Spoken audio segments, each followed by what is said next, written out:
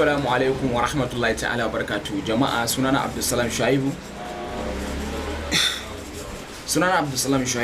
Na zo na yi magana ne akan Pi Network. Wa'insu suka ce suna jin Pi Network waya ake ma fara Pi Network. Yes, idan dai baka san yadda zaka fara Pi Network ba, to bari in gaya ma yadda zaka fara.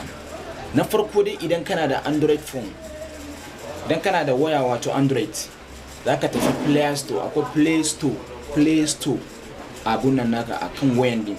Idan ka je ka danna sai ka danna PI Network, kana danna PI Network za su fito ma da application na Pi Network din. Suna fito maka da application din, abinda zaka sai ka danna install. Idan kai installing za ta sauko akan wayanka. Lokacin da wannan application ta sauko a wayanka sai ka danna kan application din, kana danna application din zai budu. Lokacin da ya budu zai nuna maka register with your phone number ko kuma Facebook username naka. So idan kai register za ka yi using na Facebook username naka duk ɗaya ne ko phone number ka. Amma ka tabbata idan kai register da Facebook username naka za ka dawo kuma ka yi verifying na phone number ka. Domin akwai inda za su ce ka yi verifying na phone number ka da email address naka da password naka. Dole ne ka yi. Kuma ka tabbata yayin da za ka yi registration sunanka da yake kan national ID card naka ya tabbata ya yi rhyming da sunanka wanda za ka bude account da shi. Kada ka budewa da nickname ko da wani abu daban. Ka tabbata sunanka ya yi rhyming da sunan da yake kan national ID card naka, domin duk lokacin da aka zo KYC aka ga sunanka bai daidai da na national ID card naka ba, to za a yi canceling na account naka, bara barka kai ba, sai ka kana ta wahala. Wani shi yasa wani su za ga sun request na KYC har yanzu ba su samu ba. So problem da suke facing kenan.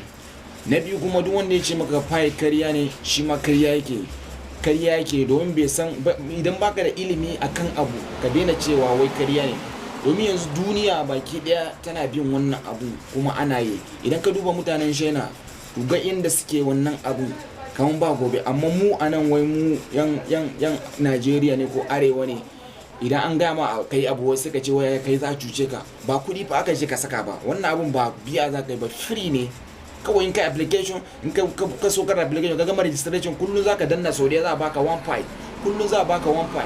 Kaga har lokacin da zaka zo ka kai level da ya kamata wanda zaka fara aiki da wannan abu. Domin idan aka yi launch, domin Pi tana da jama'an da tafi kowani currency yawan jama'a, tana da fans enough, kuma kullum millions of people suna karuwa, kullum ana karuwa, masu yin Pi suna kara yawa a duniya.